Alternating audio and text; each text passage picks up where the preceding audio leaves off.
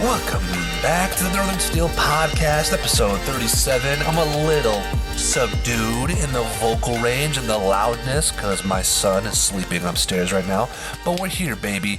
We're here to record. And guess what, Chris? We are on our very first Steelers win streak of the season. What is that, Dom? What's a win streak? Oh, sorry. Let me tell you. It's when you get one win and then, miraculously, get another back to back. No, that can't happen. That can't be real. Oh, they've done it. They did it, Chris. And not only have they done it, but they had the courteous and respectful attitude to wait till week 13 to stack some wins. That's what I like to see this team. Give other teams a chance. This is why I cheer for us. Yeah, give other teams a chance to win and succeed. Usually we record these podcasts on a Wednesday. Today is Friday. Chris had the little stomach bug and some scheduling conflicts. So here we are. So when we do our picks at the end of the podcast, we'll let you know that we got yesterday's game wrong. But that's just the point. So the Steelers beat the Falcons this week, and if you missed the game because you're too busy shopping for the biggest zucchini you could find, we got the highlights just for you right here. So, starting off with the highlights, and again, we have to start off with a Kenny Pickett sack. How many goddamn weeks are we going to start off with the highlights with a Kenny Pickett sack, huh? Not to mention starting with field goals. Good Lord. I'm sick of it. And this man, Matthew Wright, is addicted to trick shots, apparently, because for the second week in a row, hits it off the goalpost and the ball ricochets. Late in the first, on 2nd and 1, Najee Harris sends a grown man to the Shadow Realm as he obliterates a defender formerly known as Richie Grant, R.I.P. And he takes the ball for a solid gain. But he ain't done yet. Najee breaks a huge run to the left side, once again proving why he was taken in the first round and why he deserves that angry run scepter. Steelers then settle for a field goal. Steelers up 6-0. Field goals after field goals cannot get the touchdowns, but on the Falcons' ensuing drive, they stop and think, wait, are we really passing the ball with Marcus Mariota? And then remember, oh yeah, we're a running team, and hand it off for a huge gain of 21 yards. But faced later down in the drive with a 3rd and 13 in Steelers territory, Cam Hayward gets a sack in the home of his late great father, Ironhead Hayward. And this moment is not the last for the Haywards to pay homage to their dad in this game. The Falcons will then have to settle for 3, and the score is now 6-3, Steelers on top. It's a barn burner in this one. Steelers find themselves 3rd and short as Kenny fires a rifle to Freiermuth. As the Muth chants rise, Freiermuth says, "I ain't done yet," as he breaks the tackle and runs down to the 12-yard line. Could have gone farther, but Gunner decides to get in his way and block behind him rather than in front. Kenny then decides to add on to the beatdown as he throws a laser to Connor Hayward perfectly in the breadbasket. A nice tribute to then to the late Ironhead Hayward, as Connor's catch resembles that of his father's first touchdown with Atlanta. What a throw, what a catch. The crowd is going wild. It is practically a home game here in Atlanta, Georgia. I am going absolutely nuts.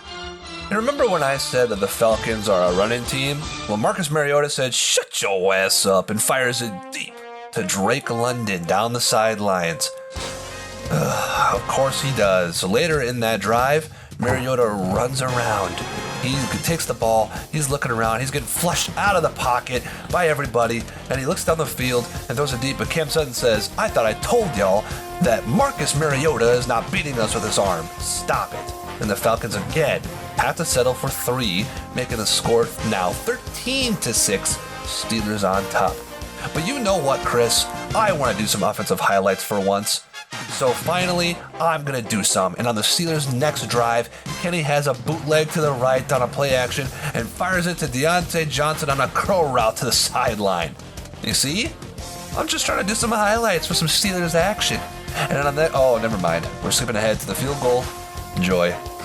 Steelers go up 16-6 at the half. You know what, Dom, and that's okay. Will they continue that? We'll see. I don't know, and you know what? I'll take the offensive highlights from here because Harris again bouncing and booming, shaking off grown-ass men as he gains about 50 yards. But that's okay because Kenny later throws a dime to our best wide receiver, Deontay Dropson.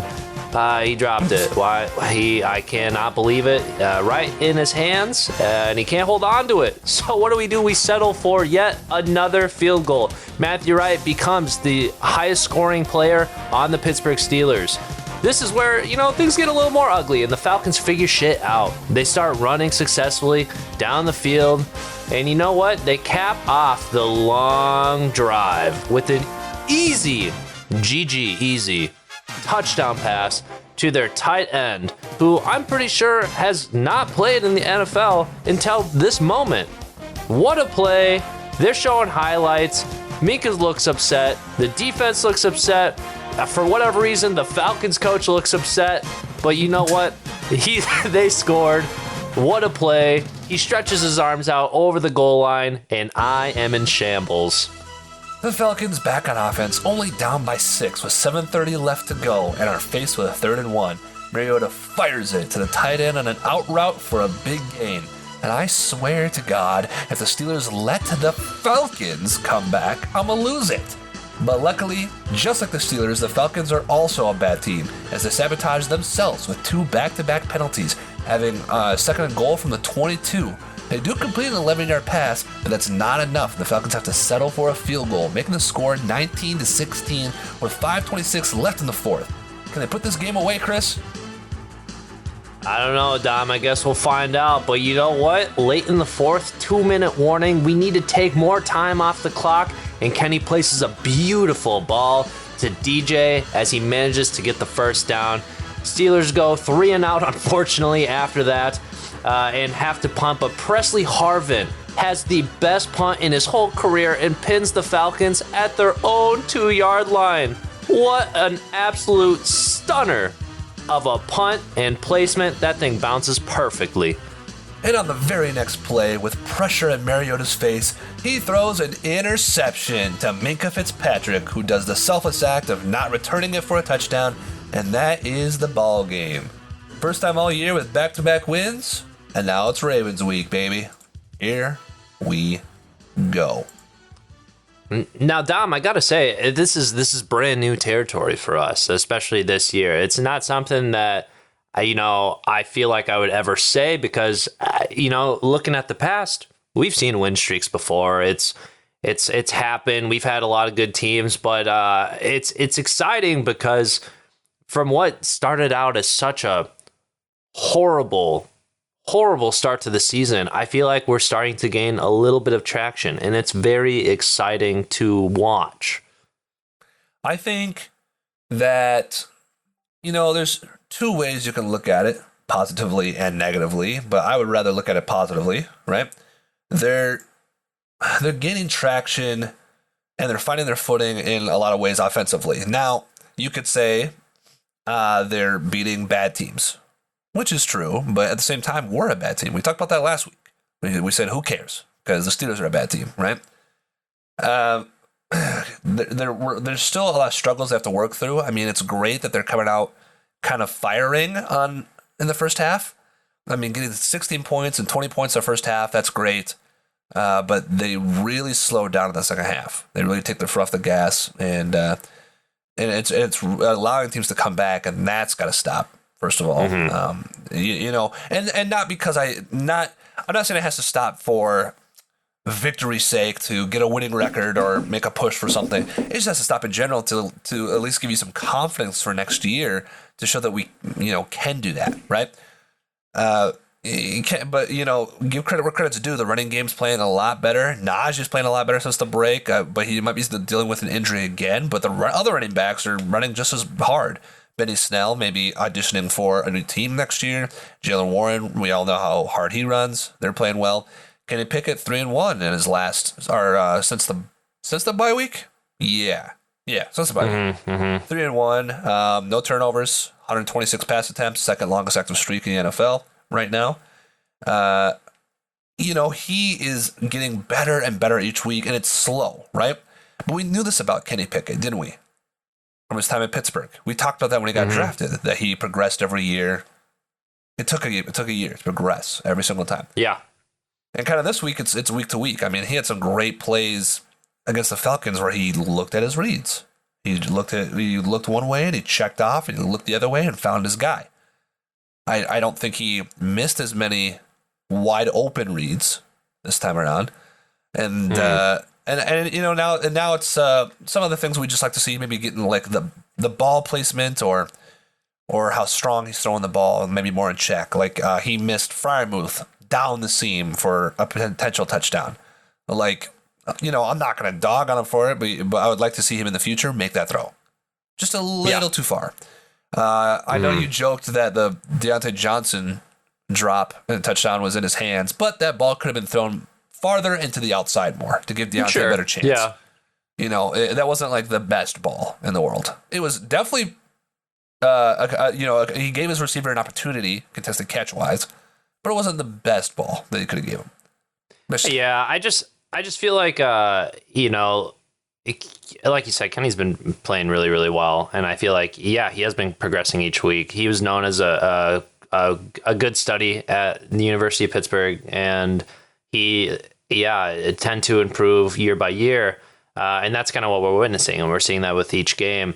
I will say you can tell that he's progressing. Also, the fact where he's not getting a ton of help, I feel like, as far as the offensive side goes. Like, we're still able to move the ball and do stuff, but we're still having receivers that are not making the necessary plays or are still dropping some passes. I know there's that one early in the game when he threw to Steven Sims, or maybe that was last week with the Colts. I can't remember. No, this one. Was that this week? Yeah.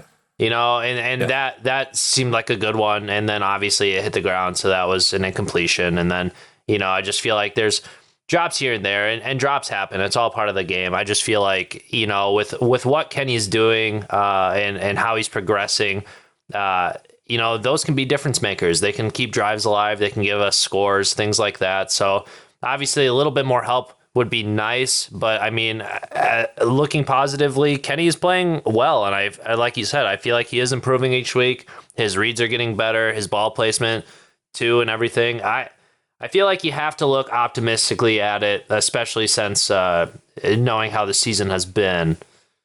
Right, exactly.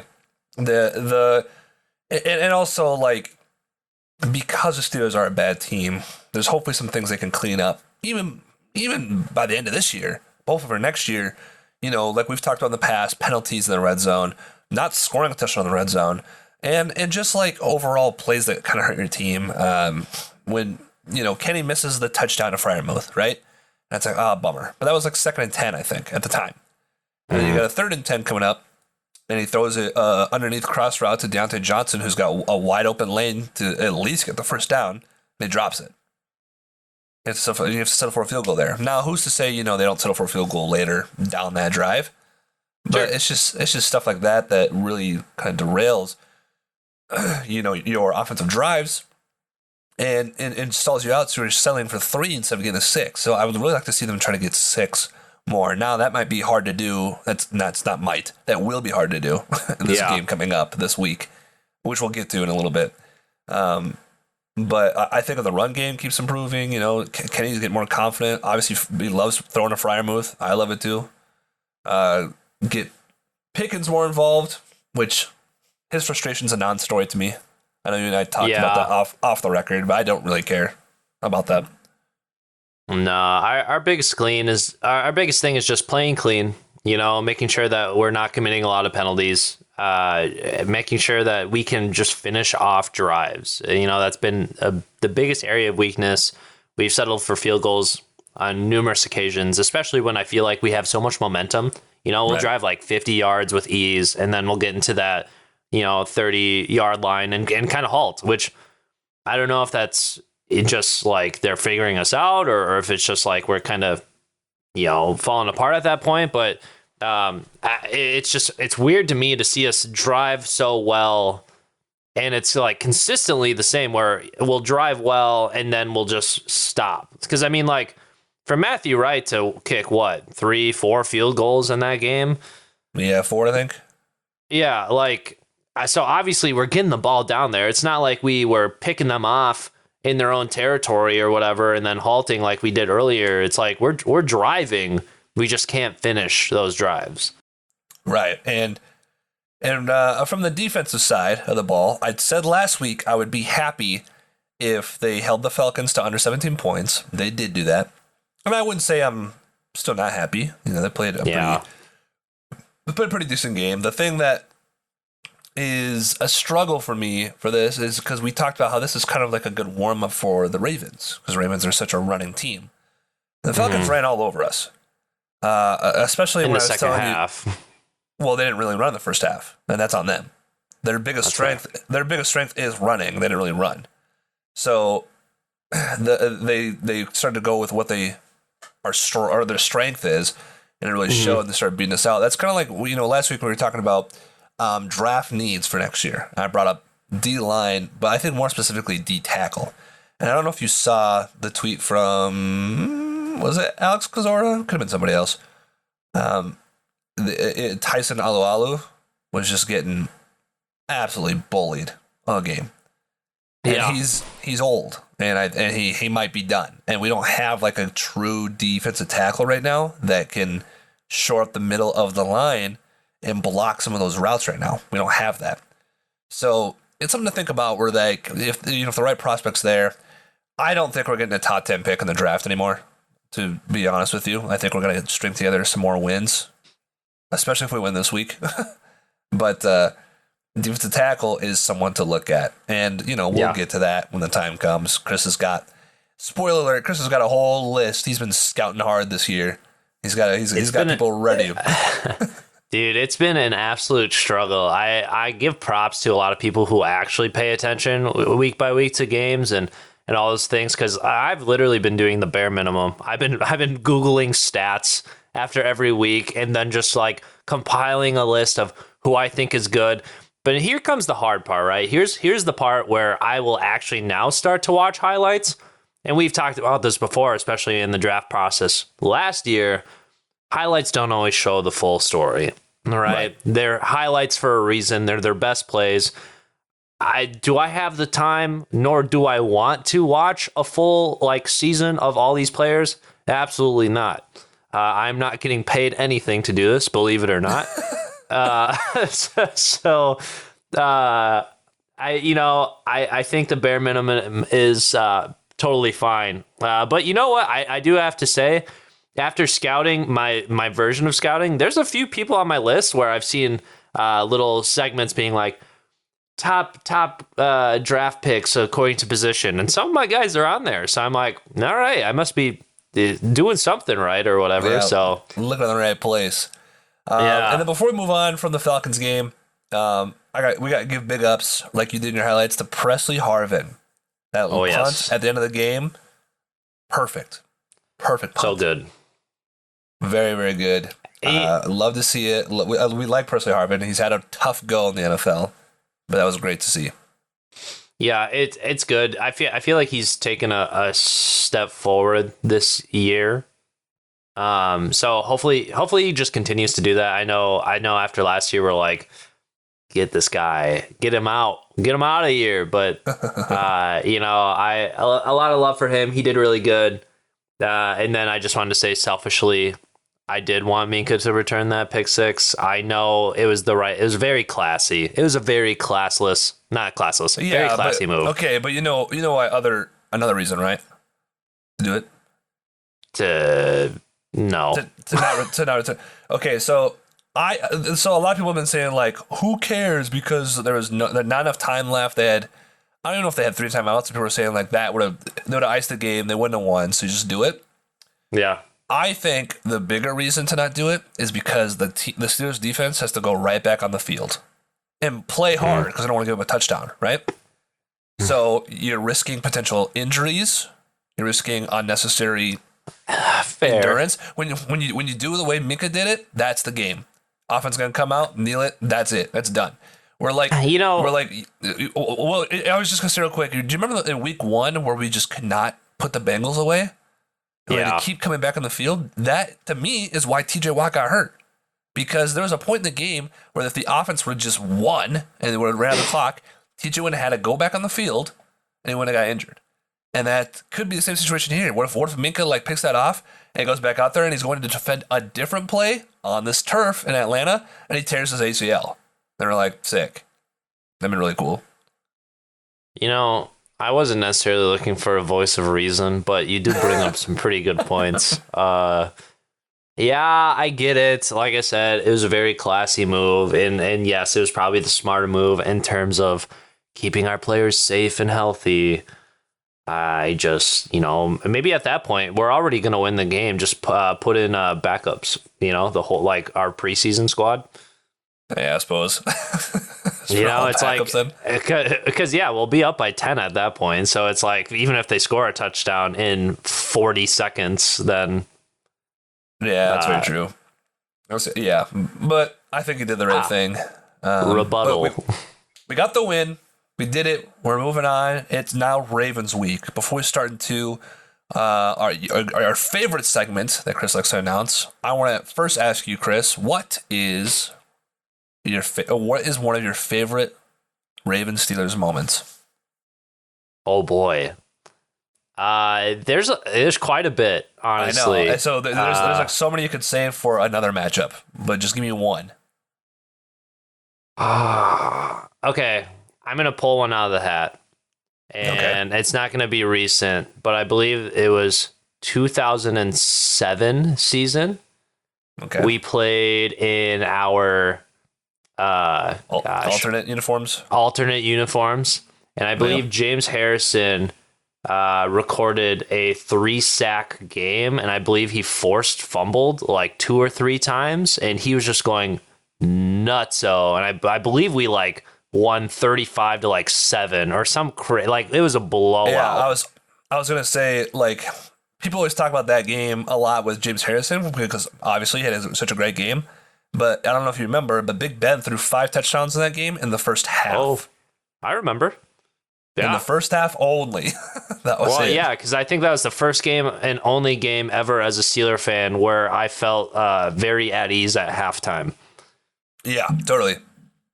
Yeah, that was a great game. I will go with I'll go with a classic, the number one moment that everyone always talks about. Troy Polamalu taking the pick 6 off of Flacco to send us to the Super Bowl. It was on our dad's birthday. That game happened, and the adrenaline, the energy was just nuts for him to take that back and I can't seal the deal. I can't really even describe how it felt. I think we were just loud. And if you listen to the highlights of that play, that's probably the loudest that stadium has ever been. Ever. It destroys the microphones when he runs it. Yeah.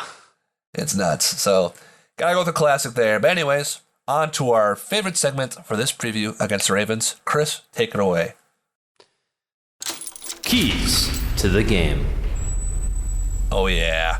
How's that? We're back. Is that getting better? Yeah, sure is.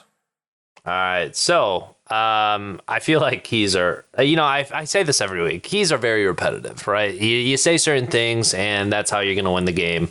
If Steelers are coming up against the Baltimore Ravens, and there's going to be a few playmakers who will not be in attendance to this game, one of them being Lamar Jackson. Steelers historically play extremely well against Lamar Jackson, but to kind of go with that, Huntley is going to be playing in his place, and they have very similar schematics, the way that they play, which, really doesn't scare me as far as going up against the Ravens. I think, obviously, Ravens are a run-heavy team, just like the Falcons, and that's kind of where we met our demise last week, right? That's when they started running, they started driving, and then they started scoring. So ultimately, we have to find a way to get that front seven involved and to be stopping and halting their run game. Just making them pass, creating 3rd and longs, just something to kind of take care of them.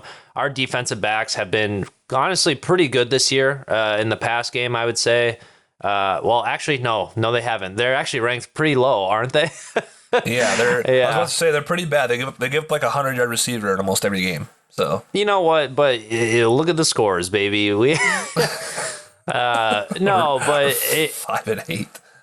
I would say if we can force a 3rd and long, that would be a really good thing for us. You know, neutralizing the run game is going to be massive, and especially without the presence of Lamar Jackson, making sure Huntley is back in the pocket to pass will be good. Another thing for us to focus on is continue running the ball. We are doing so well. We are like a top, I want to say 5 team since the bye week in rushing. And it has been so fun to watch. I mean, I know Najee might not play because of his quad injury or whatever, but Jalen Warren is back and healthy. Benny Snell proved to be good. And even Anthony McFarland played very well against the Colts. I think if we can just set up some good blocking and schematics on offense, let's run the ball and let's get another 100-yard performance out of those guys. And then last but not least, stay clean, Pickett. Stay clean. You're doing so well. You're not forcing it anywhere that you don't need to be, but you're also making some really big time throws. Stay clean. Who cares about the touchdowns? They'll come. Just stay clean. Yeah, to add more to what Chris is saying there, I'm going to start with the last point because it's fresh in my head about staying clean. This is going to be a tough matchup for Kenny. The Ravens defense is very good.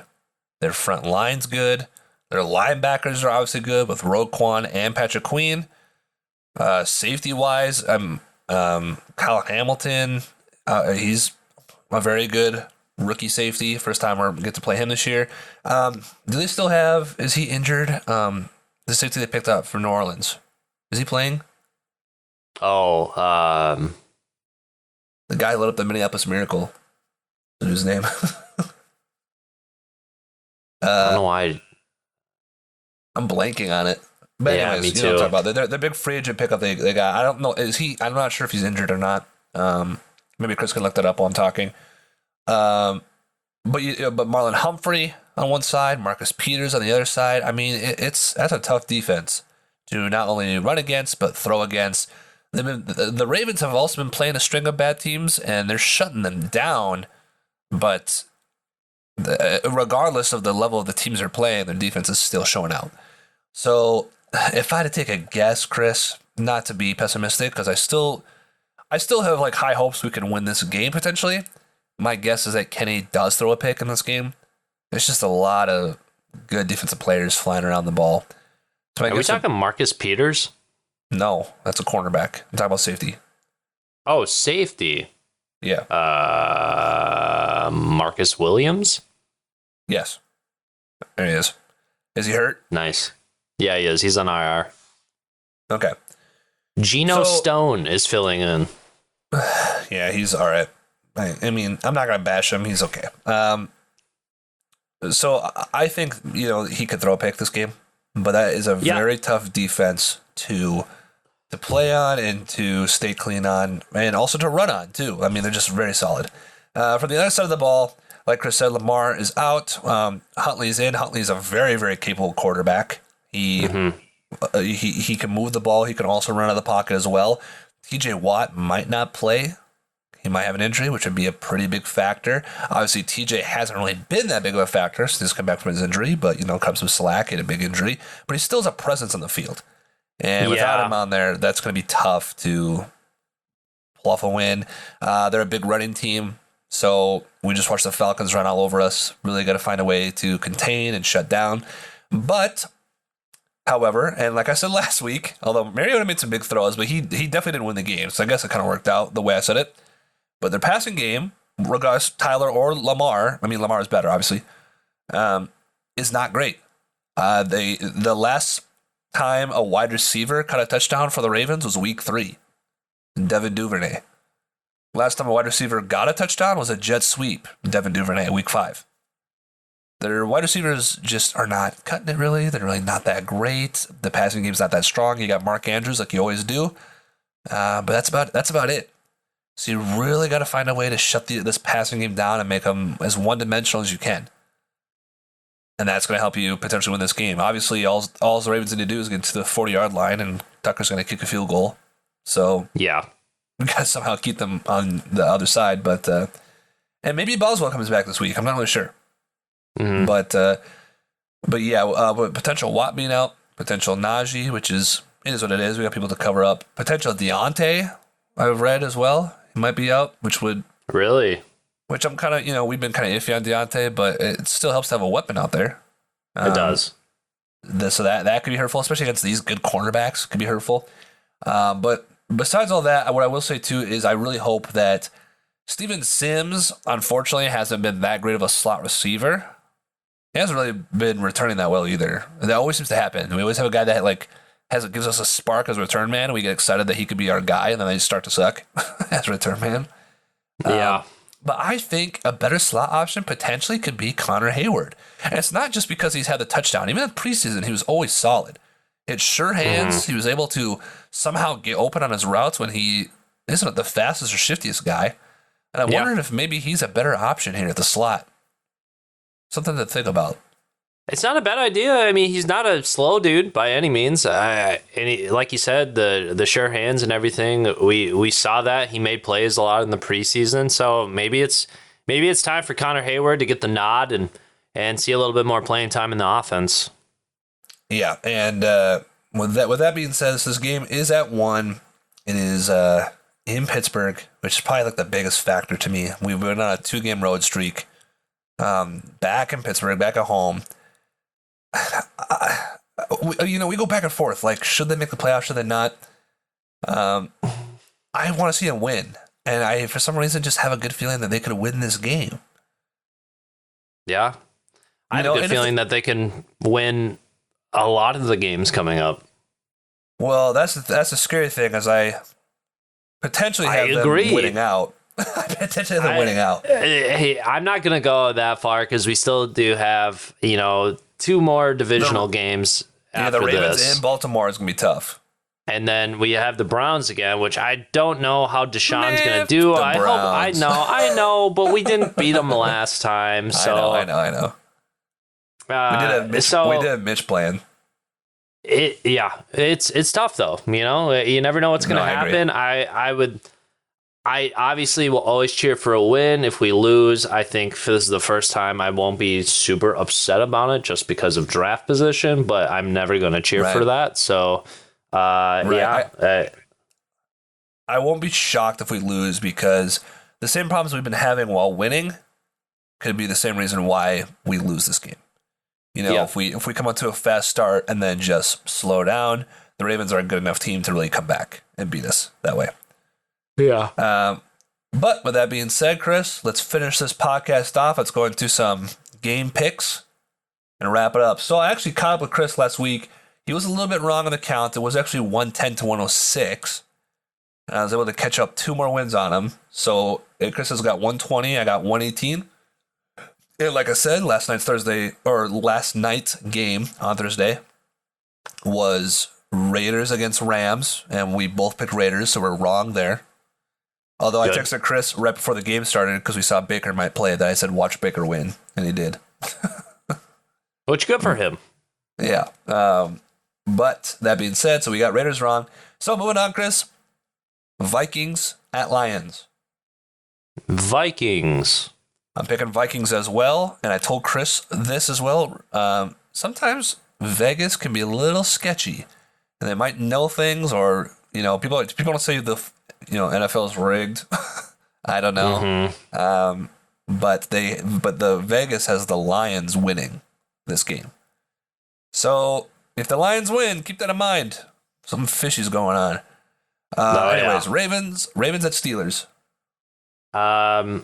I really hope so, but I'm gonna pick the Steelers for this one. I am too, and it could be a mistake, but I am too. Browns at Bengals. Okay. So we talked about this because the Bengals have yet to defeat Kevin Stefanski. Yeah, Joe Burrow has never beaten the Browns. Yep. Yeah. I I'm gonna stick with the Browns in this one. So I always get on you for not going with the football streaks in the picks, and I'm gonna go with the Bengals, but because I think my pure hatred and disgust for the Browns outweighs any logical thinking I have. Yeah, same. And the Bengals are playing really well right now. They're getting hot at the right time. They're making that playoff push. They're quickly becoming like one of the top 3 teams in the AFC again. So yeah, I'll go Bengals. That's our one different. Jets at Bills. Bills. Yeah, I'm going Bills. Texans at Cowboys. Cowboys. The Cowboys are scary good. Yeah, they're gonna slaughter the Texans. Eagles at Giants. Eagles. The Giants are slowing down. Yeah, this would have been a game early on. I would have picked the Giants to get the upset here, but they are slowing down. I'll pick the Eagles. Jags at Titans. I'll go with the Titans. I will as well, especially because Trevor Lawrence might be injured in this game. Chiefs at Broncos. Oh, that's a good one. Is it? Yep. So I think this is where Russ starts cooking. As in, he takes on a job as one of the chefs at the stadium and leaves it in the hands of their backup. Go Chiefs. They're going to win it. Yeah, Chiefs, for sure. Landslide. Panthers at Seahawks. Seahawks. Yep, Seahawks. Buccaneers at 49ers. I'm going to go with 49ers. I really hated that Tampa Bay won last week, by the way. I'm bitter about it. Yeah, it was rigged as well. But that's neither here nor there. Brock Purdy, Mr. Irrelevant, he's got a really good team around him. So hopefully they can find a way to win that game. It's probably going to be close, I imagine. But I think we can win. Dolphins at Chargers. Dolphins. Yep, going Dolphins as well. And the Monday night game, Patriots at Cardinals. Okay, so I'm going with the Patriots on this one. That is a smart pick. I, for some reason, have a feeling the Cardinals can get a win here, even though the Patriots are a decent team. But I'm going to pick Patriots, or I'm going to pick Cardinals, rather. Sorry. For some reason. And that's our 2 different. So if I get those 2 right, we could be catching up this week, Chris. I was going to say, it's a scary thing. I don't want to be tied with you. But that will do it for this week's podcast. Thank you for listening to the North Steel Podcast. My name is Dominic. This is Chris. You can follow us on Twitter, Instagram, TikTok, YouTube, LinkedIn, and OnlyFans. Chris, got anything left to say? Go Steelers. Oh, something fresh. Okay. Go Steelers. See you guys next week. Peace. Peace.